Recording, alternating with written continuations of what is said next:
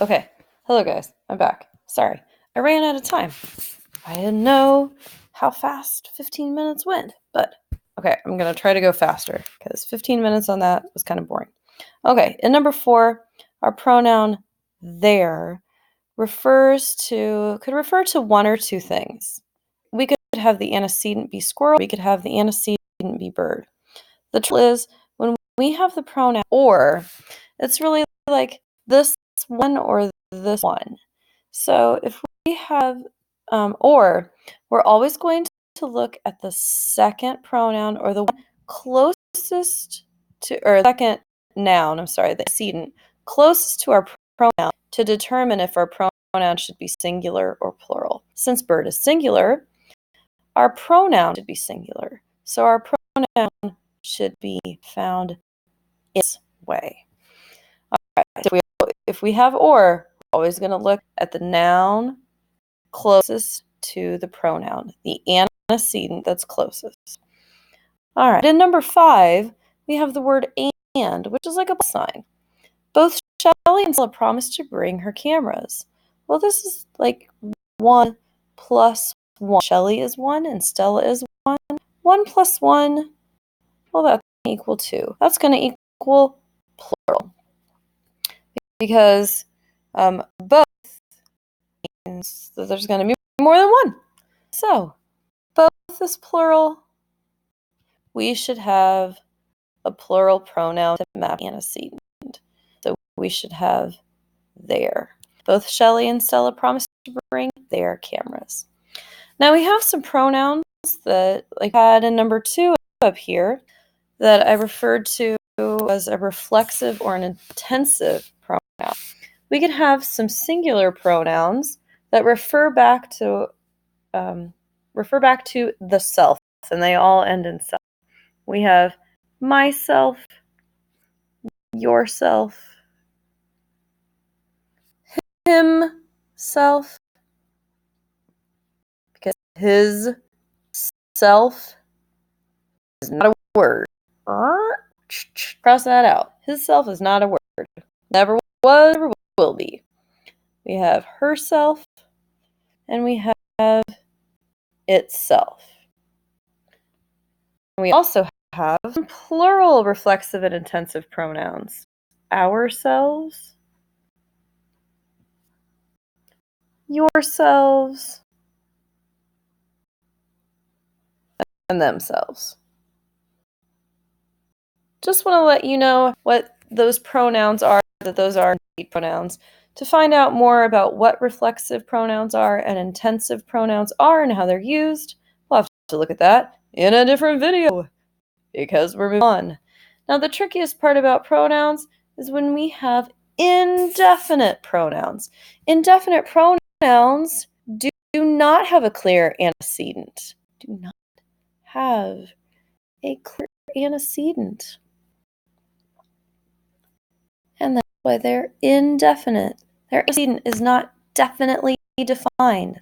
We have some ones that are singular, like another, or anybody, or anyone, or anything, that are pretty clearly singular.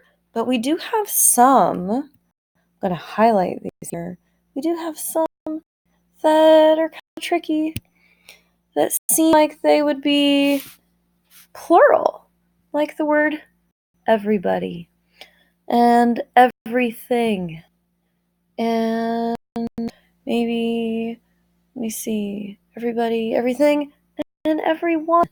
They sound like they're more than one, but I'm going to have to kind of trick your mind here. We're going to have to maybe at the second part of that. Body, and one, and thing. If we just had those by themselves, that part of the word looks singular, right? Body is singular. Bodies is plural.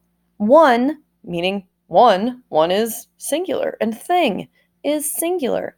So kind of trick yourself into thinking, okay, those sound singular. To me, I kind of try to think of those collective nouns like we had in part 1. Like a body of water might have many molecules, millions and trillions and billions of molecules of water, of H2O, but it's one body of water. one lake, right? It's collective. You have one body, right? Many parts, you have many organs, but you are one body. So kind of think of these as just the second half of the word, and then maybe you could trick your mind into thinking that, okay, yeah, those sound singular. And then we have some that are definitely plural, both means in one, few, many, and several. Those are really easy. But then we have some that are sneaky. All, any, most, none. Those could be singular or they could be plural. Let's take a look at some examples. Everyone added his or her favorite item to the capsule. His or her, that reflects on one, that's singular. Many contributed their favorite video games. Their kind of refers to many, but many people. We're talking about more than one. Now here's one of those that could be singular or plural. So we'll take a look at this one in more depth.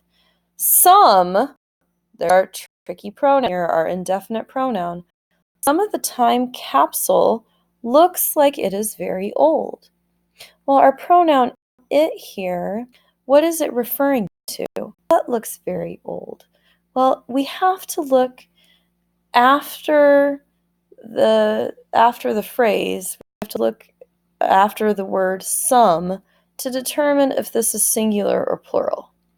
So we're going to look at some, and what's after that? What is the phrase? Some of, oops, I went too far with my parentheses, and I'm trying to highlight instead of erase. There we go. Some of what? Some of the time capsule. Time capsule, this is singular. Since this is singular, our antecedent there is singular, then our pronoun should be singular, and it is singular.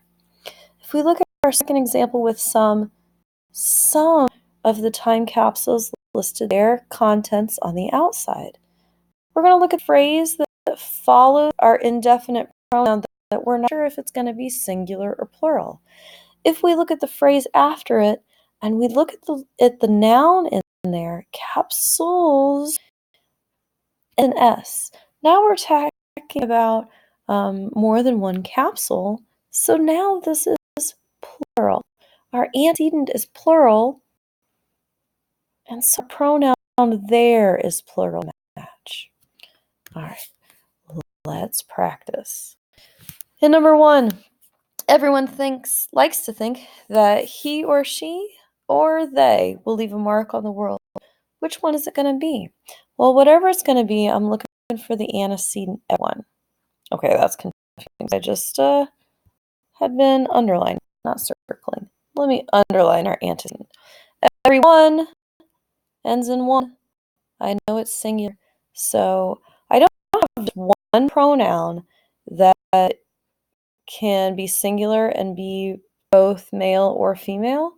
So we have to put he or she. And that's where people get confused, because maybe they hear that we have to say he or she, and that's more than one, and they think they. I don't know.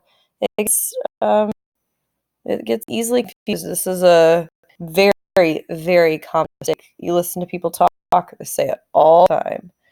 So we have everyone likes to think that he or she. The old rule used to be they used to put he, but then there was a great movement where women said that they want to be treated as equals, and we still want to be treated as equals. And so grammar changed. It used to be acceptable to just put he. So read something from a long time ago. It might refer to all people or mankind as man or he, when indeed we mean both he and she. All right, and number 2, we all want to create something, and we hope it or they will outlive us. Well, we have to find what is our antecedent. What do we hope will outlive us? That's something that we create. Something is singular. So we're gonna it.